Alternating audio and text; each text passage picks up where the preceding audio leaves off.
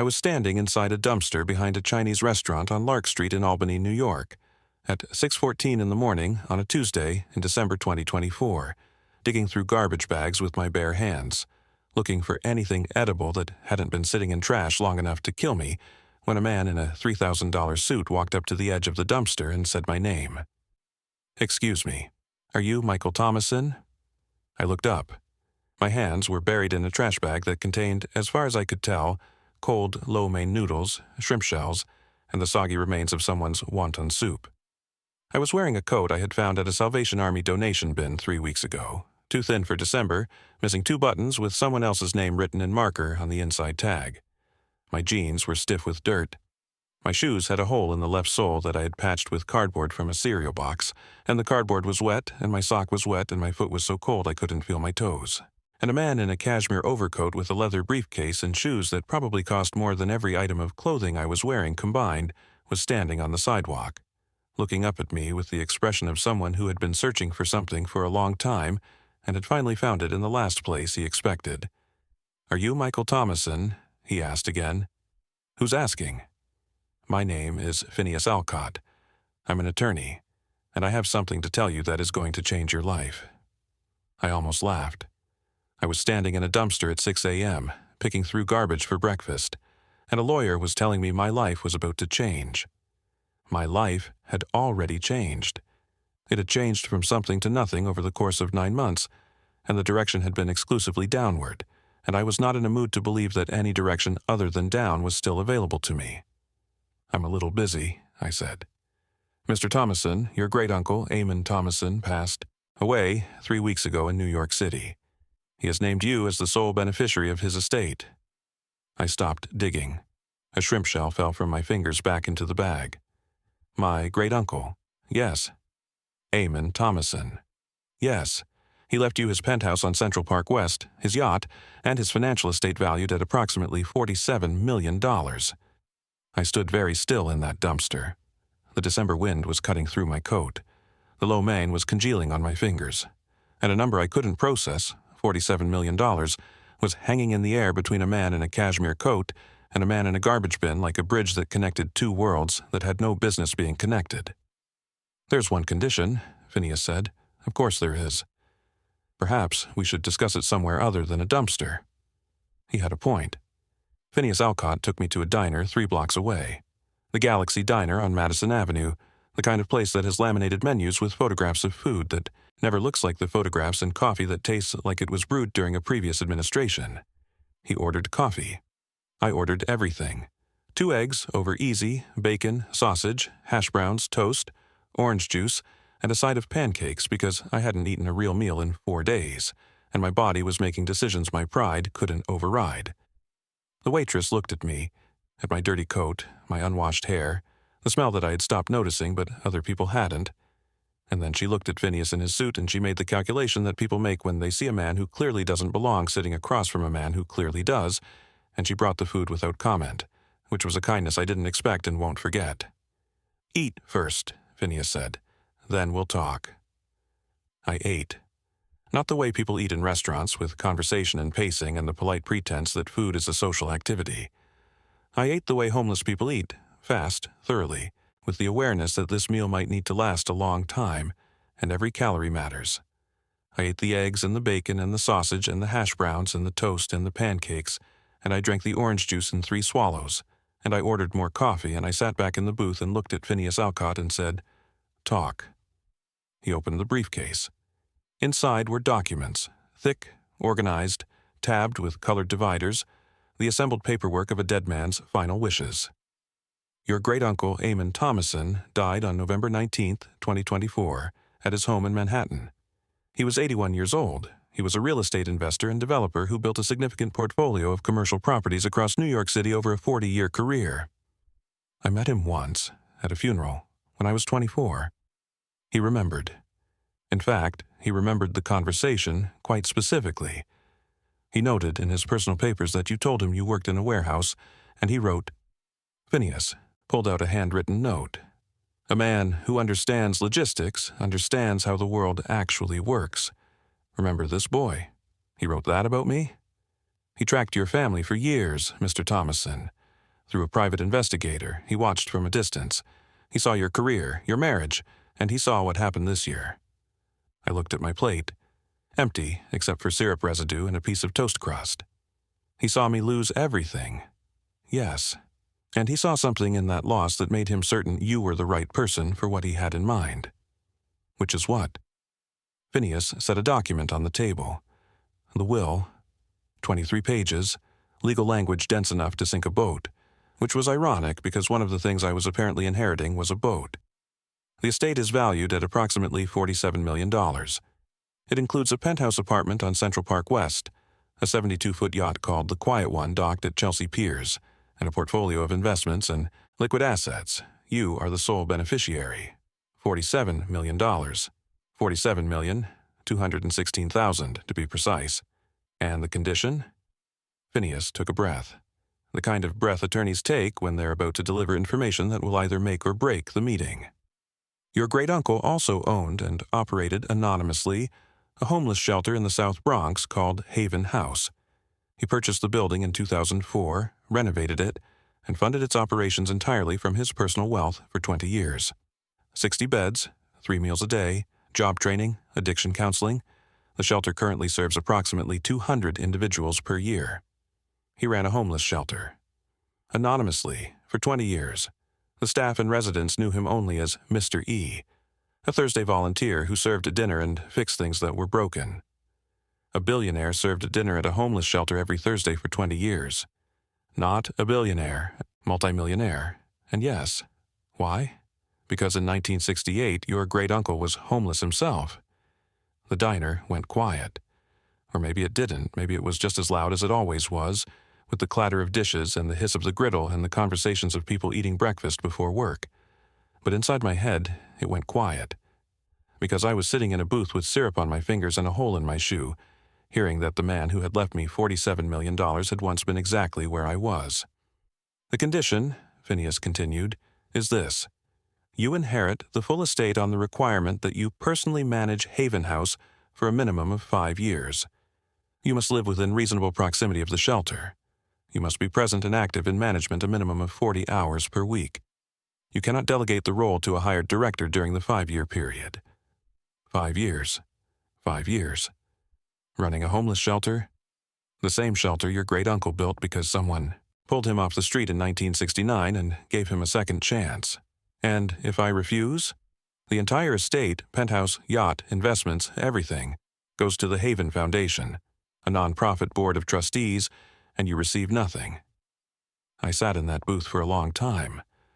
The waitress refilled my coffee twice. Phineas didn't rush me.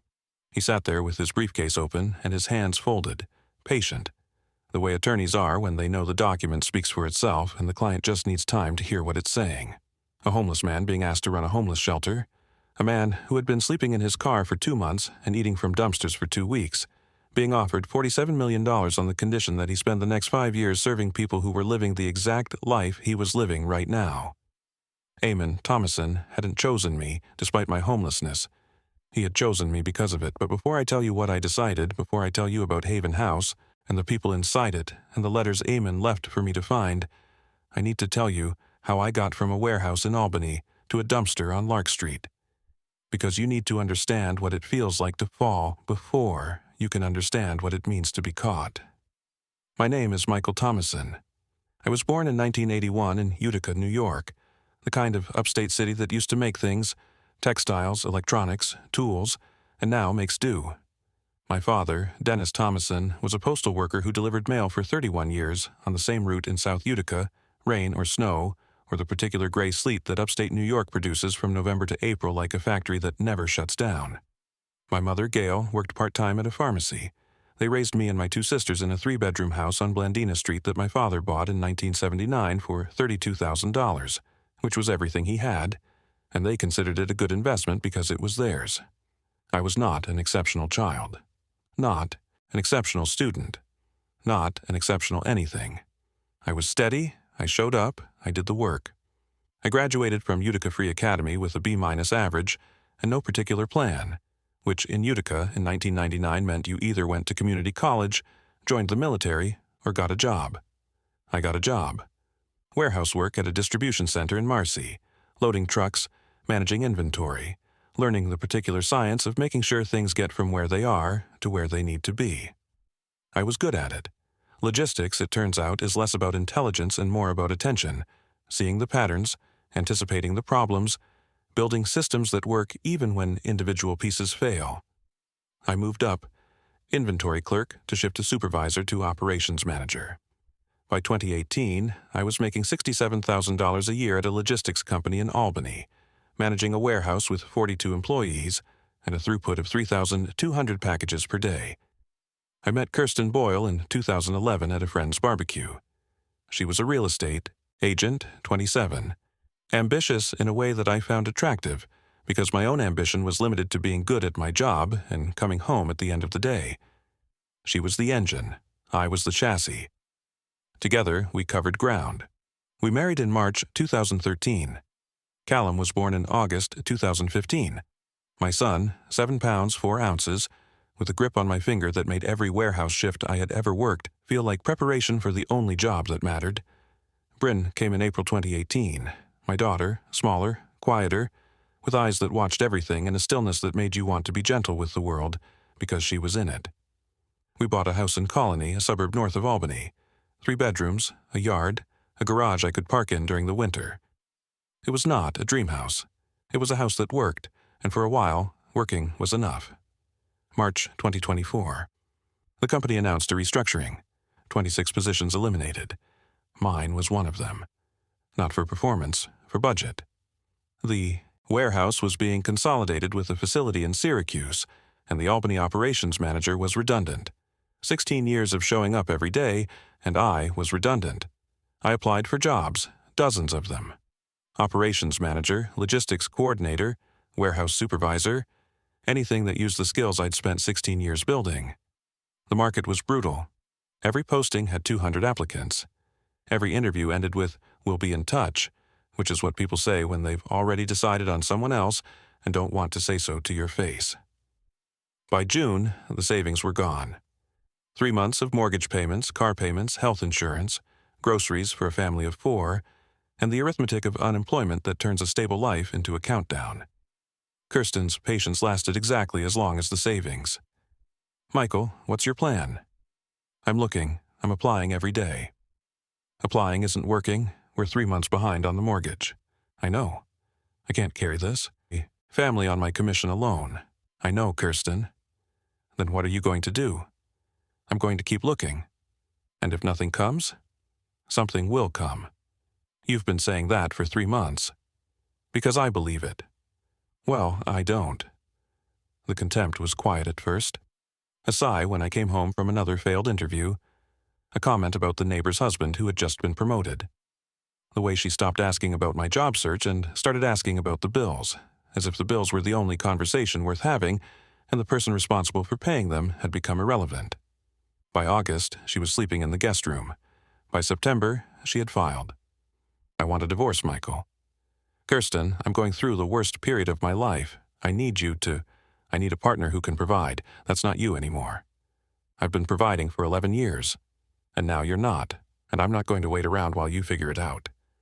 The divorce was fast and brutal, the way divorces are when one person has money and the other doesn't. Kirsten got the house. She got primary custody of Callum and Bryn. I got visitation every other weekend and a settlement that consisted of nothing divided by 2, which is still nothing. The day I signed the papers, Kirsten looked at me across the attorney's table and said the line that I carry with me the way some men carry scars. Visible, permanent. A reminder of the exact moment the blade went in. "You're nothing, Michael. You'll always be nothing."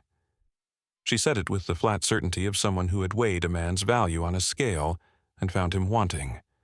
Not cruelty exactly. Conviction. She believed it. And that was worse than cruelty because cruelty knows it's wrong. Conviction doesn't.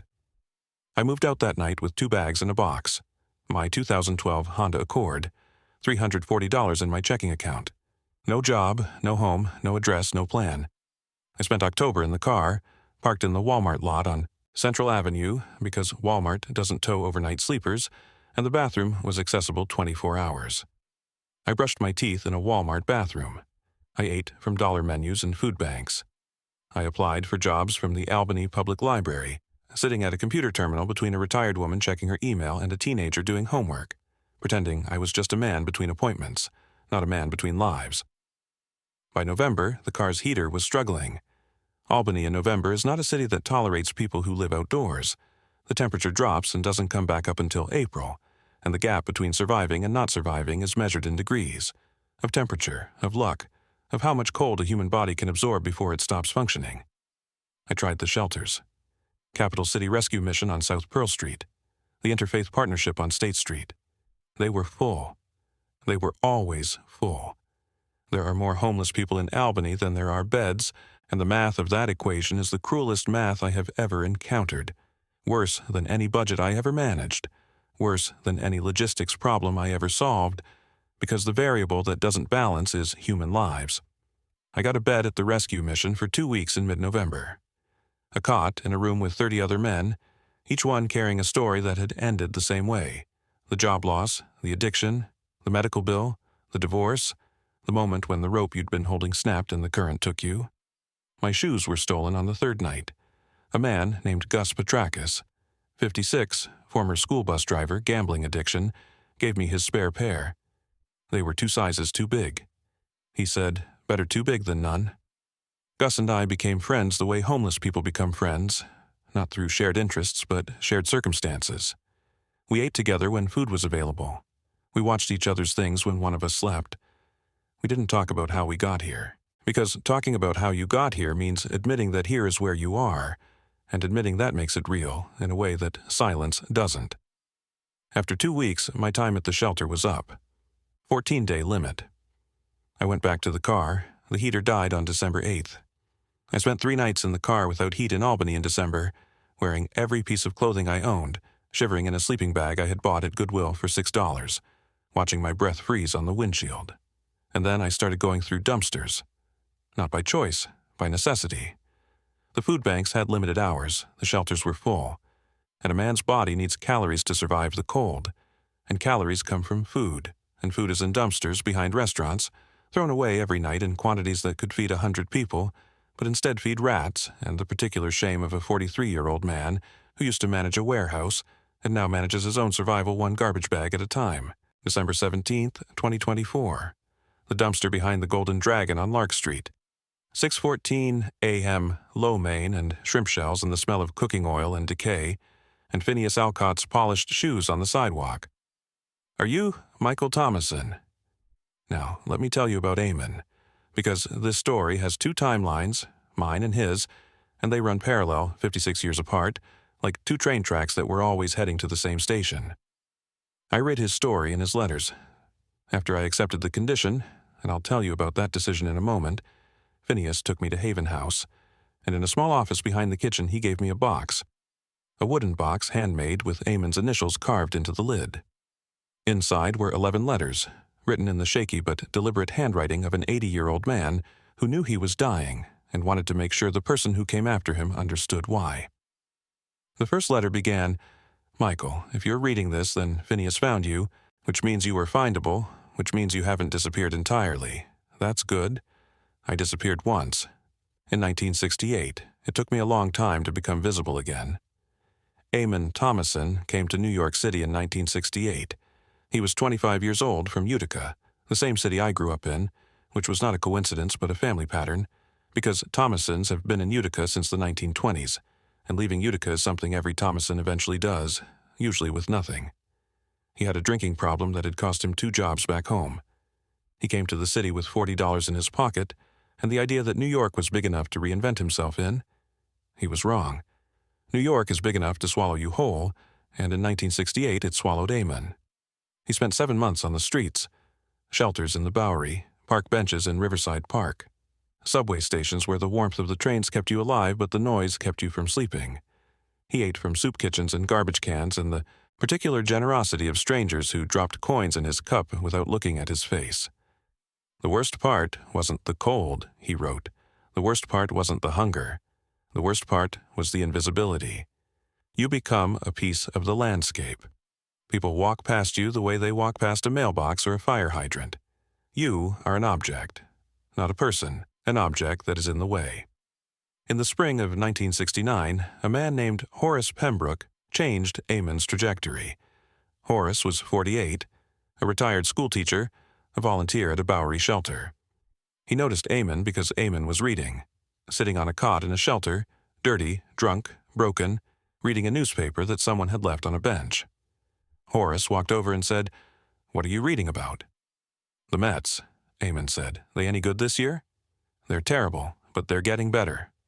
"Sounds like most people I know." Horace sat down. "I'm Horace. What's your name?" That conversation lasted 3 hours. Then 3 more hours the next day. Then every day for a month. Horace didn't lecture, didn't preach, didn't offer money or platitudes or the kind of help that makes the helper feel good and the helped feel small. He offered time. He sat with Aean and talked about baseball and weather and what was in the newspaper and what Aean wanted to do with his life if he could do anything. "Nobody had asked me what I wanted to do in years," Aean wrote. "Not because I was homeless, because even before the streets nobody asked. My father didn't ask, my teachers didn't ask, the bosses who fired me didn't ask. Horace Pembroke sat on a cot in a shelter and asked me what I wanted to do, and the question itself was the thing that saved me. Not the answer, the question." Horace helped Aean get into a treatment program for alcoholism, helped him get a job as a building maintenance worker in a residential building on the Upper West Side, co-signed his first apartment lease, a studio on 103rd Street that cost $85 a month and had a bathtub in the kitchen. Aean was sober for the first time in 4 years, and employed for the first time in 2, and living indoors for the first time in 7 months. He never went back. Not to the streets, not to the bottle, not to the version of himself that had given up. He worked maintenance for 3 years, learning every system in every building: plumbing, electrical, HVAC, structural. He saved. He studied. And in 1973, at age 30, he bought his first property, a rundown brownstone in Harlem that nobody else wanted. He fixed it up himself, rented the apartments, used the income to buy another building, then another, then another. Over 40 years, Aean Thomasson built a real estate empire that made him one of the most successful developers in New York City. Not the flashiest. He never built skyscrapers or put his name on towers. He bought buildings that were broken and fixed them. That was his genius. That was his gift. He could look at something that everyone else saw as worthless and see what it could become. Horace Pembroke died in 1998 at age 78. He left nothing, no money, no property, no empire. But he left Aean, and Aean decided that the best way to honor what Horace did was to become Horace for as many people as he could. In 2004, at age 61, Aean bought a warehouse on East 149th Street in the South Bronx. He converted it into Haven House, 60 beds, a kitchen, a job training center, counseling rooms. He funded it himself, $800,000 a year, and he told no one. Not his business partners, not the press, not the city. He visited every Thursday wearing a flannel shirt and work boots, serving dinner and fixing things, and the residents called him Mr. E because he never gave his full name. "I built Haven House because of Horace," he wrote. Horace died in 1998. He left nothing, no money, no property, no empire, but he left me. And I decided that the best way to honor what he did was to become Horace for as many people as I could. Not by being a teacher, not by being a saint, by being present, by showing up, by sitting on a cot and asking someone what they want to do with their life. The last letter was dated October 2024, 1 month before Aean died. "Michael, I chose you because I know what it feels like to be where you are. I don't know the details of your situation, whether it's a job or a marriage or an addiction or all three. But I know the geography.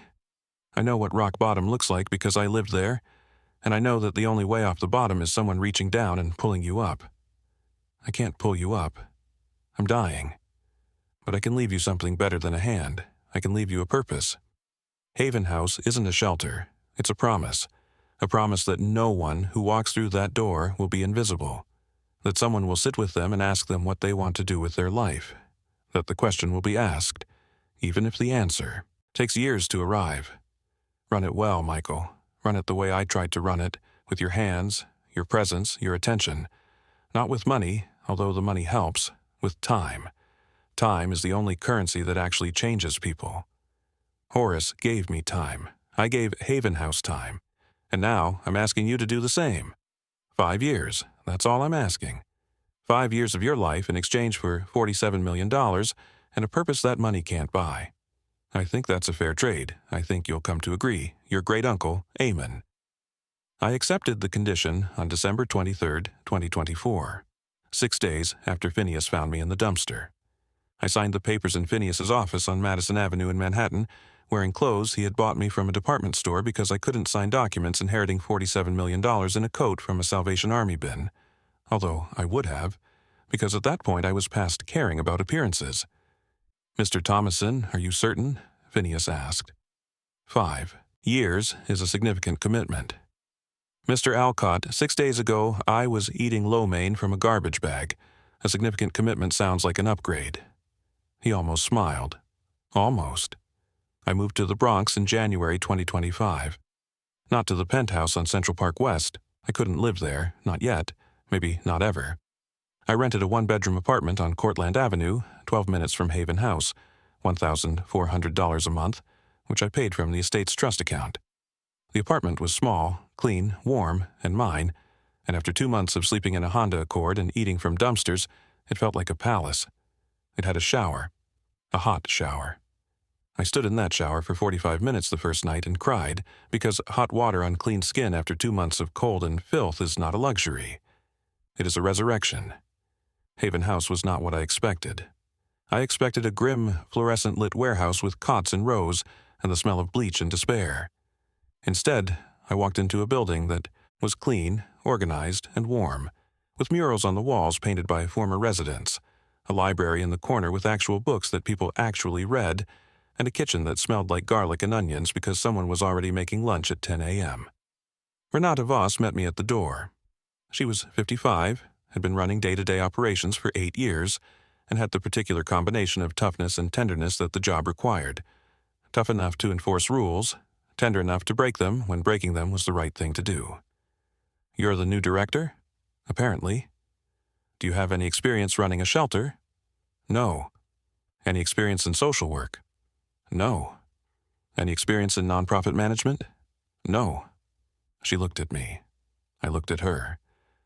And in that look I saw something I recognized. The assessment of a woman who has been doing this work for years and has learned to read people the way I used to read inventory sheets. Quickly, accurately, with an eye for what's missing and what's surplus. "What do you have experience in?" "Logistics, 16 years. I managed a warehouse with 42 employees and 3,200 packages a day.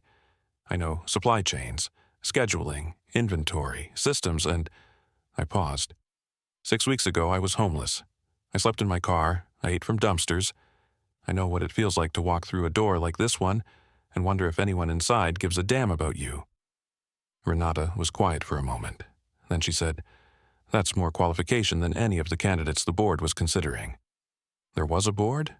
There was a plan, in case no one from the family accepted the condition.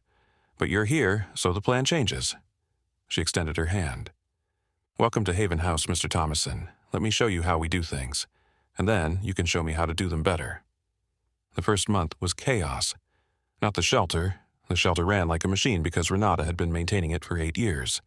The chaos was me. Learning the systems. Learning the people. Learning that running a shelter is not like running a warehouse because the packages in a warehouse don't have addiction disorders and PTSD and children they haven't seen in 3 years, and a look in their eyes that says, "I have been invisible for so long that I'm not sure I exist anymore." But some things translated.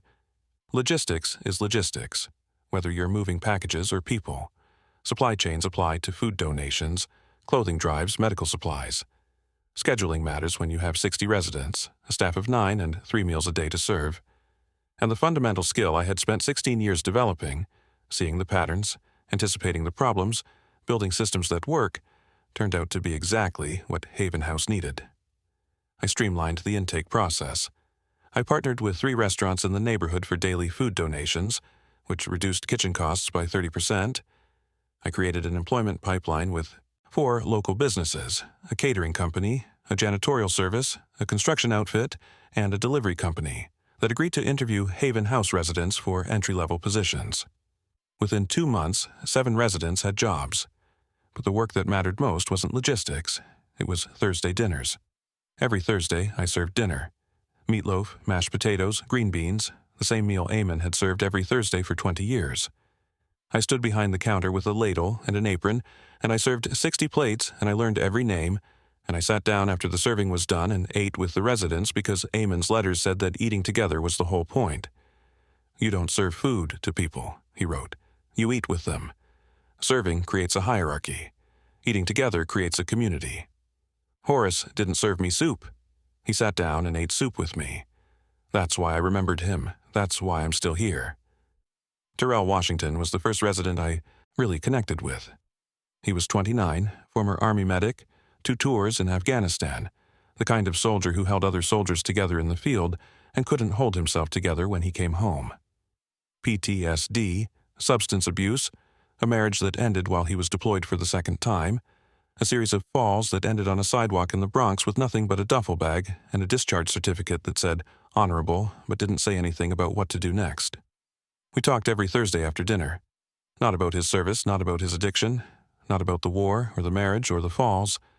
We talked about what he wanted to do next. The question. Aemon's question. Horace's question. The question that changes everything because it assumes that next is possible. "I was a medic," Terrell said one Thursday. "I was good at it. I kept people alive. That was my job. Keep people alive. And now I can't keep myself alive. You're sitting here. You're eating. Meatloaf, you're talking to me. Sounds like you're alive. Barely. Barely counts. Barely is where it starts." He looked at me. "You were homeless 6 weeks before I walked through that door. And now you run the place." "I run the place because someone decided I was worth more than what I'd lost. And I'm sitting here because I think you're worth more than what you've lost, too." He didn't say anything, but he came back the next Thursday, and the next, and by March he was enrolled in an EMT certification program that I had arranged through a partnership with a local hospital. He was going to be a medic again. Different uniform, same purpose. I brought Gus Petrakis down from Albany in February. Called the rescue mission, found out Gus was still cycling between the shelter and the streets, and drove up to get him myself. He was standing outside the mission in the spare shoes he'd given me 3 months earlier. "What are you doing here?" he asked. "I'm taking you to a place." "What kind of place?" "The kind with a bed that nobody steals your shoes from." He got in the car, didn't ask questions. Homeless people don't ask questions when someone offers help, because help is too rare to scrutinize. I got him into Haven House, got him into the gambling addiction program, got him a job washing dishes in the kitchen, which he complained about daily with the practiced irritation of a man who was secretly grateful but would rather eat glass than admit it. "The water's too cold," he said every night. "Then turn the handle the other direction. The handle's broken. I'll fix it tomorrow. You said that yesterday. And I'll say it again tomorrow. Welcome to consistency, Gus." 4 months in. Gus is sober, has a bed, has a job, has a routine, has a man down the hall, Terrell, who plays chess with him on Saturday afternoons despite the fact that Gus cheats, and Terrell knows he cheats, and neither of them mentions it because the chess isn't the point. The sitting together is the point. Kirsten found out about the inheritance in March. Not from me, from Dennis, my father, who had been contacted by Phineas as part of the estate notification process and who, being a retired postal worker from Utica who had never encountered a secret he didn't share, told Kirsten's mother, who told Kirsten. She called on a Tuesday evening. I was at Haven House finishing dinner service, wiping down tables. "Michael, we need to talk." "About what?" "About us, about the kids, about this money." "There is no us, Kirsten. You made that very clear." I was angry. I was scared. I said things I didn't mean. "You meant them. You looked me in the eye and said I was nothing, that I'd always be nothing. You believed every word." Silence. The kind of silence that has no defense inside it. I was wrong. Yes, you were. But not because I inherited $47 million. You were wrong because a man's value isn't measured by his bank account. It's measured by what he does when he has nothing. And when I had nothing, Kirsten, I had you telling me I was worthless, and 60 strangers in a shelter in the Bronx telling me I mattered. Which one of those do you think taught me more about love? Michael. I'll pick up Callum and Bryn on Friday. We're having pizza at the shelter. They can help serve. At the shelter? It's where I work, Kirsten. It's where I live. It's who I am now. I hung up, not with anger, with the quiet certainty of a man who has found his purpose and doesn't need the approval of the person who told him he'd never find it. Custody was modified in April. My attorney presented the case. Stable housing, stable income, demonstrated commitment to community, transformation of circumstances. The judge awarded expanded visitation, building toward 50-50 over the next year. Kirsten didn't fight it. Maybe because she knew the optics of fighting a man who runs a homeless shelter are not good for a real estate agent. Or maybe because she saw something in me that she hadn't seen before. Not money, not success, but solidity. The particular solidity of a man who knows where he belongs. Callum and Bryn came to Haven House for the first time on a Friday in April. Callum was 9, cautious, assessing the building the way kids assess new environments. Is this safe? Is this real? Is this where my dad lives now? Bryn was 6, immediately fascinated by the kitchen, by the murals, by Gus, who made her laugh by pretending he didn't know how to wash a dish and asking her to teach him. Dad, Callum said, watching me serve plates to a line of residents, this is what you do? This is what I do. You feed people? I feed people. I help them find jobs. I help them find a place to live. I help them figure out what comes next. Is that why you live here? I live near here. I live here because these people need someone who understands what they're going through. And I understand, because I went through it too. He was quiet for a moment. 9 years old, processing the idea that his father, who used to manage a warehouse and live in a house in Colony, now manages a shelter and lives in a 1-bedroom apartment in the Bronx. Are you happy, Dad? Yeah, buddy. For the first time in a long time, I am. Then I'm glad you're here. I sold the yacht in May. The quiet one, 72 feet, docked at Chelsea Piers, worth approximately $3.8 million. I sold it to a charter company and used the proceeds to fund a second Haven House location. Haven House, Queens, a 40-bed facility in Long Island City. The building was a former factory that I found through a real estate contact, and the renovation was managed by a construction company that employed 3 Haven House graduates as apprentice laborers. I didn't sell the penthouse. Instead, I converted it into transitional housing, 4 apartments where Haven House graduates could live for up to a year while they stabilized.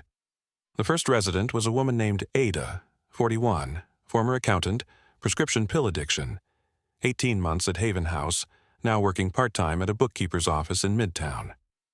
She stood in the penthouse apartment on Central Park West, looked out the window at the park and said, "Mr. Thomasson, this is the most beautiful thing I've ever seen. It's yours for a year, Ada. Use it to build what comes next." What if I can't? You can. I know you can because 6 months ago you were where I was, and look at us now. Renata found out about Aean's identity in February. I told her. She sat in the office behind the kitchen, Aean's office, now mine, and I told her that Mr. E., the Thursday volunteer who served meatloaf and unclogged toilets, was Aean Thomasson, the real estate developer, the man who had built Haven House and funded it for 20 years and never told anyone. She cried. Not the quick tears of surprise, the deep, slow tears of a woman who had worked alongside a man for 8 years without knowing who he really was, and who was now understanding that the quiet man in the flannel shirt who fixed the boiler at 2 a.m. in January was not a volunteer.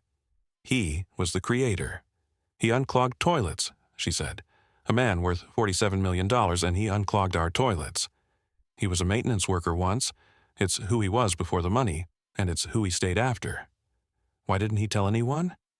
Because the point wasn't him. The point was the people on the other side of the toilet. She laughed through the tears. That's the most Aean thing I've ever heard. It's June 2025 now. 6 months into the 5-year commitment. 54 months to go, but I've stopped counting, because counting implies you're waiting for something to end, and I'm not waiting for this to end. I'm hoping it doesn't. Haven House's success rate, residents who transition to permanent housing within 12 months, has increased from 34% to 51%. The job training program has placed 43 people in employment since January.